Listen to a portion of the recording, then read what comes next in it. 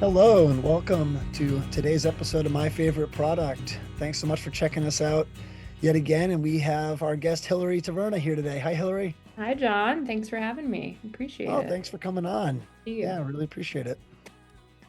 And Hillary, if you wouldn't mind, we met through Boston Product Management Association, I believe, and done some events together. So known you for a few years now, but would love it if you could introduce yourself to our audience.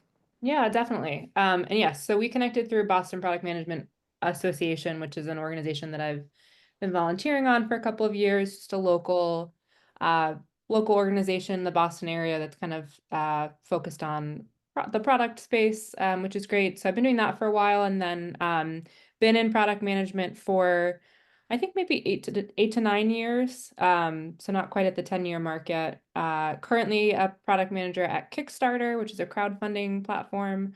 But previously worked in ed tech and the staffing software space. And then Wow. before that, yeah, kind of a mix. Yeah, Before that, I started out my career in education in high school English. So I uh, did not know that about you. Very yeah. interesting. A little bit of a varied background. I didn't prep you, but how did you make the jump Oh, from good. teacher to product? Yeah, I think I was ready to kind of move from where I was living at the time back closer to home Yeah. and just wanted to try a career change. And so I started out actually in sort of like the corporate training space. So that was Okay. a natural bridge, I guess, from education for, 14-year-olds to adult, workplace training.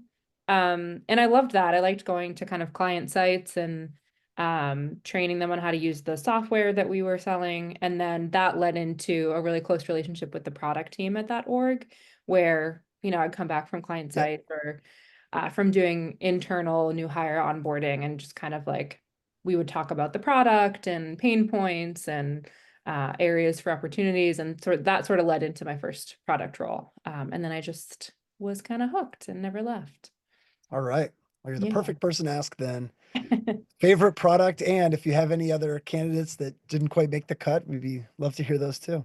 Yeah, so I kind of went through a little list on my own of apps that I use pretty often and that I love using that I don't feel too much pain around. So there were Yeah. definitely some lists of candidates before I mentioned the one I settled on, but use Reddit a lot. Love that platform. It's nothing fancy in terms of UI or anything, but it definitely solves needs.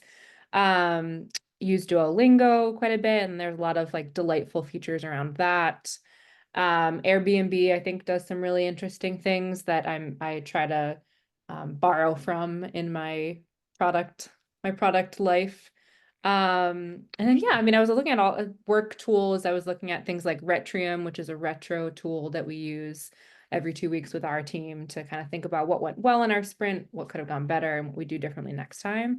That I think does a really good job at that. So lots out there. The one that I landed on to kind of chat with you today about is an app called the StoryGraph or StoryGraph. I think people tend to Hmm. refer to it as, and it's an app very similar to Goodreads, which is a competitor of it, that helps you track the books that you read and all kinds of other good things that we can get into. But that's essentially it's a book reading tracker app, and I just I've been meaning to download it for so long. So this conversation was actually a great uh, motivator to go ahead and do that. I've been using its competitor Goodreads for I checked when I signed up today, and apparently it was in 2011. So it's been quite some Oh time gosh, time that I've flies. been Yeah. on that platform. Yeah. And just always kind of had some gripes about it. And the UI, it looks very old. It hasn't been updated in a long time. It feels Yeah. like they don't seem to put out a lot of new features pretty regularly.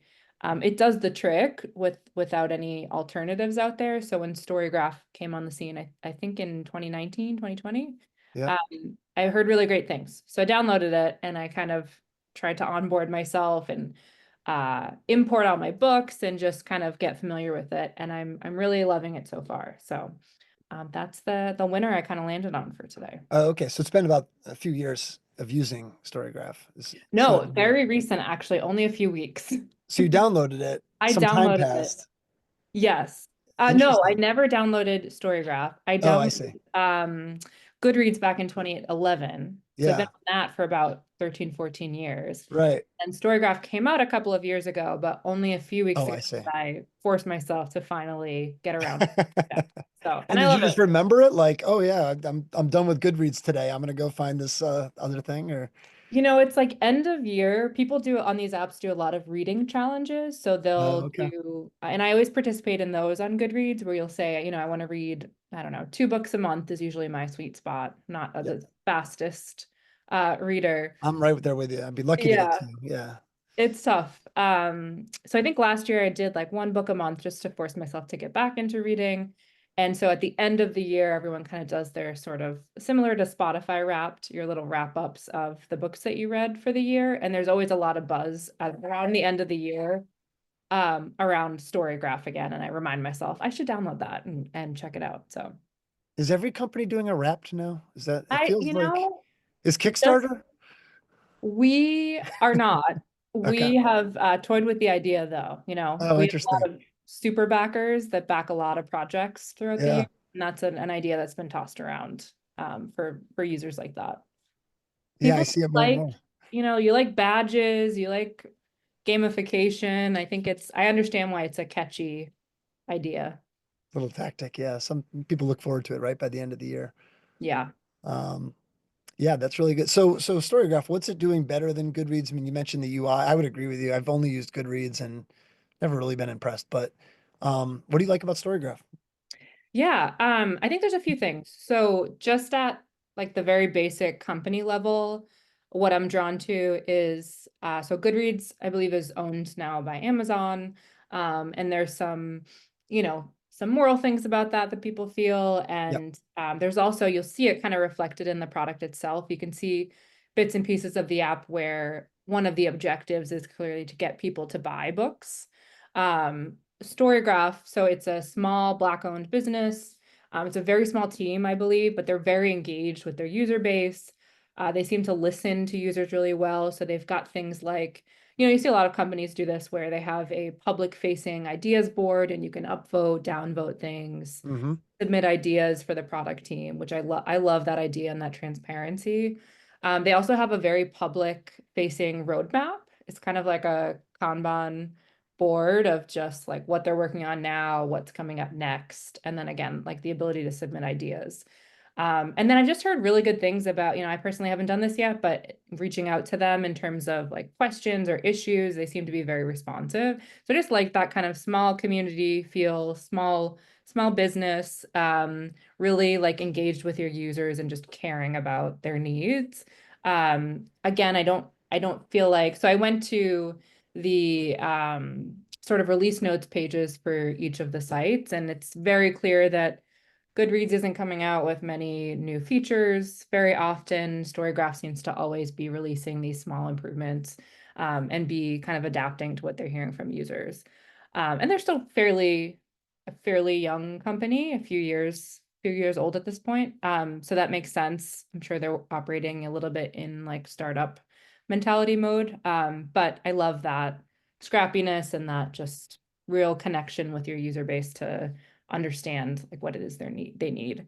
So I think just on like a personal side, in terms of who the company is, what they represent, how they engage with users, I'm really that really appeals to me. And then yeah, I mean you open the app side by side, and I mean there's a million sort of comparison videos out there, but it's just a world of difference in terms of UI. It feels like a modern app.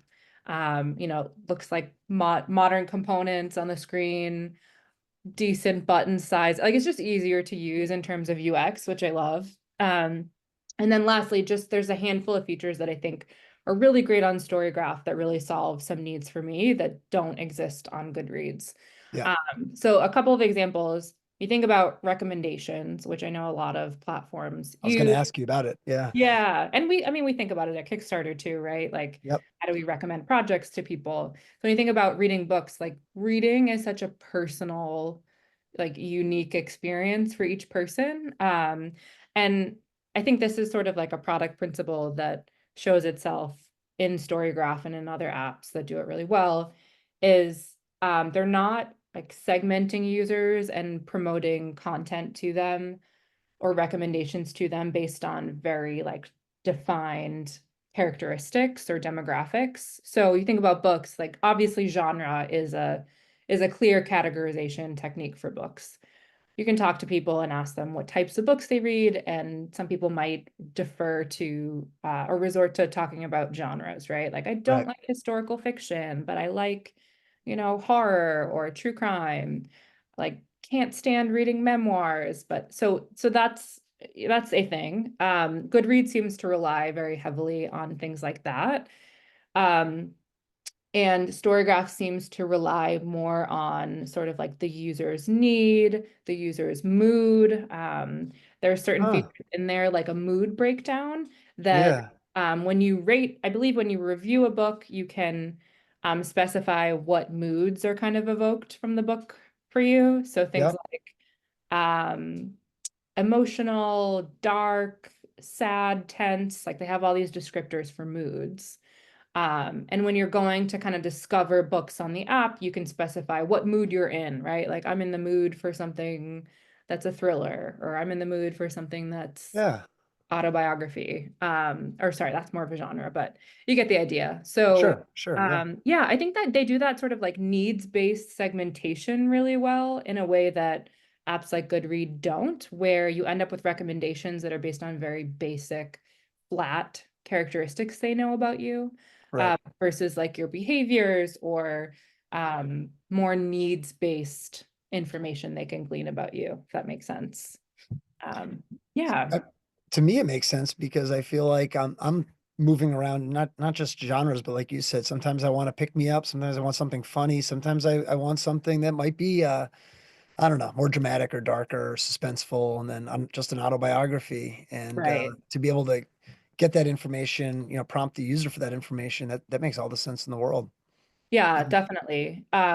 They also do things, another thing they do well is, which I'm sure like their users of Goodreads have been probably clamoring about for somewhat from some time, is they allow for partial ratings. So um, everyone has their own perspective on how they rate things out of yeah. a star rating system for books, especially. I mean, I can't tell you how many times I've chatted with, friends or people in book clubs about like what is a 4 star to you and what is a 5 star. So on Goodreads, you're limited to whole numbers for your ratings. StoryGraph seems to have like heard that need from the Goodreads user base, and they allow you to do partial stars as well. So something might be a 4.5 or a 5, and so like the spectrum of satisfaction with books, I think, is done a lot better just through that very simple change on StoryGraph, which I appreciate. Yeah. So not only are they listening to their users, but they're listening to their competitors' users as well, and trying to make the experience better. Yeah, I Um, think so. yeah. Um, yeah, they also, I mean, they acknowledge as part of your onboarding onto the platform, they very cleverly um, allow you to import your books from Goodreads. Ah. So trying to make the The switching conversion costs. process, Yeah. yeah, a little bit easier. That's probably why I feel locked into Spotify, although I like Spotify, so it's not so bad. But yeah, where would Yeah, I go? They know everything about my music taste. So exactly. it's a smart feature as well. So you mentioned they had an ideas list. I don't know if you've contributed to the ideas list or what's at the top of your ideas list for what they can do next for you. So I have not submitted an actual idea to their Oh, board. okay. I was perusing it. So I think one of the top things that gave me a little bit of pause when I was trying it out for the first time, we are so ratings driven, like ratings and reviews driven as, users online, as people going to e-commerce sites, especially, like you want to know what other people have felt or thought about something before you spend time experiencing it.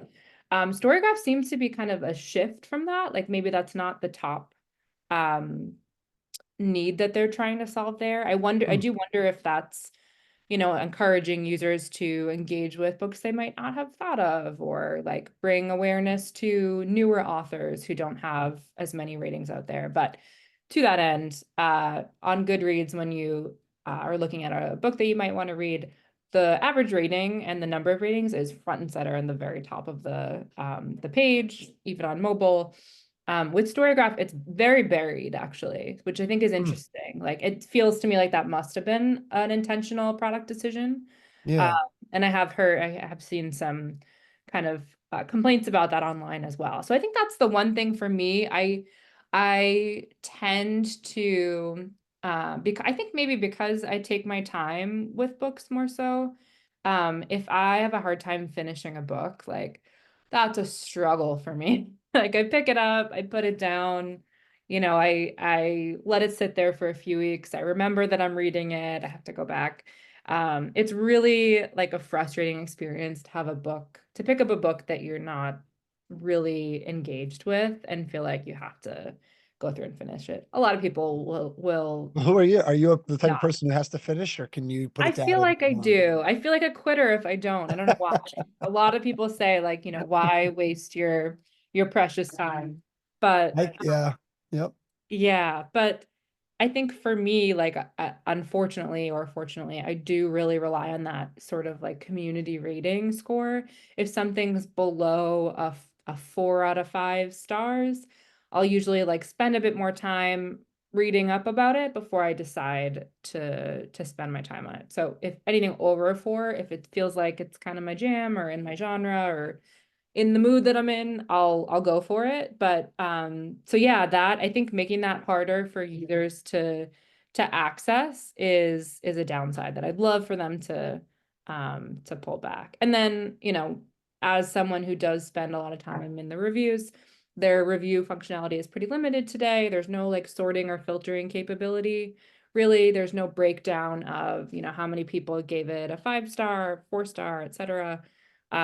So for people whose needs are around like really analyzing the reviews and understanding why the user base why readers rated them the way that they did, and they want to make a decision about whether or not to read a book, that is a little bit time consuming today in the app. So just some suggestions for the StoryGraph team out there. And, compared to other guests here, that's not so harsh of a critique. That's pretty, No.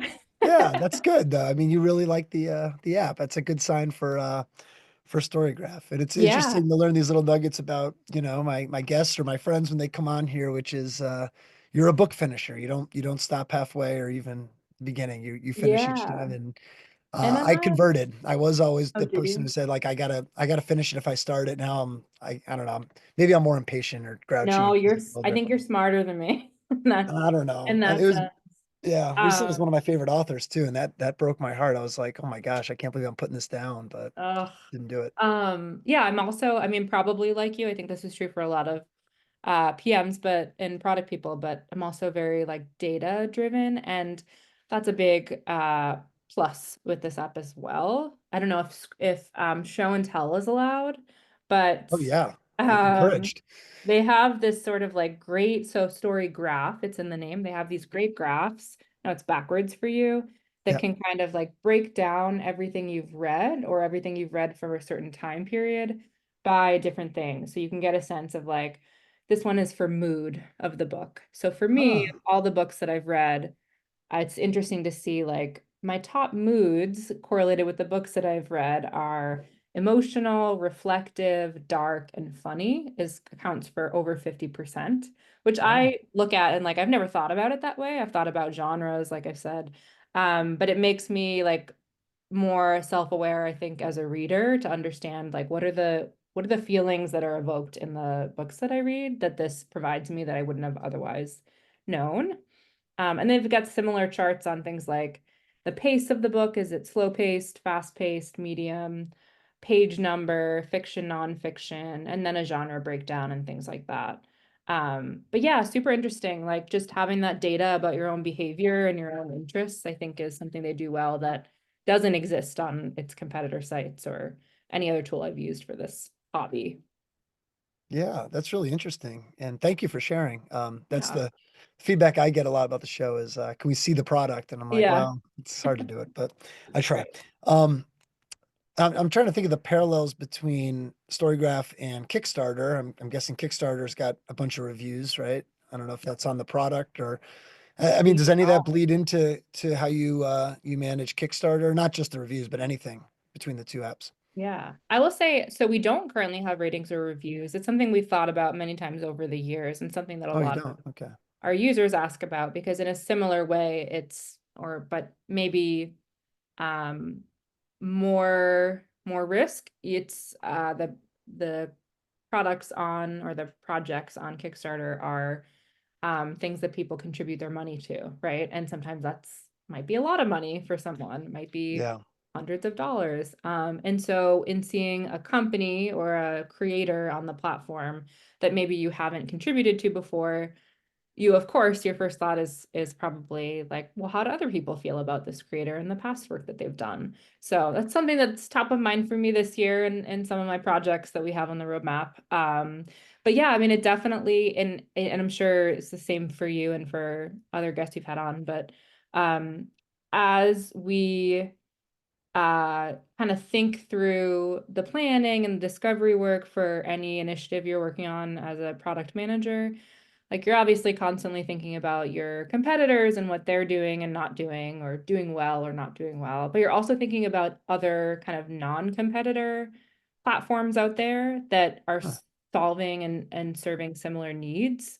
So as we've been working on an initiative with my team where we're thinking about like how do we present good information and signals about a Kickstarter creator to the community, and like what signals do they care about that will help them make a decision.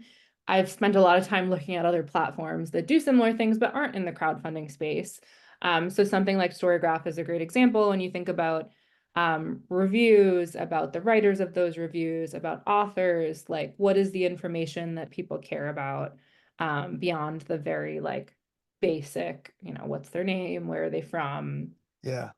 how many projects do they have under their belts, have looked at like Airbnb, what do they share with users about sellers, or sorry, hosts on the site, Sure. Etsy, what do they show about sellers on the platform. And so like I think like all of our day-to-day work, looking at an app like StoryGraph, it helps me to kind of make those comparisons and draw ideas and just dig into like, why do I love this app so much? Why do I love the way they do this so much? Like, what are they really doing to solve that problem that I hadn't considered before? And how can I borrow from that? Which I think PMs do a lot. I like to borrow ideas. Let me know if I'm stretching this too much or if I'm reaching here, but it sounds like there's parallels between, I know the great work you've done for Boston Product Management. There's Kickstarter, which I always look at as folks in different communities. And then of course with StoryGraph, there's the book community, which might even have, I don't know, communities within that, right? Of people who like certain authors or is that an interest of yours? Are you drawn to products that have that like Mhm. notion of community? And I don't know, just how does that layer into your thinking? Yeah, I don't know if I've ever thought about that, John. It's a I'm just great thinking those are question. the three things I know about you, or like I Yeah. guess compared to tied to those communities or those products.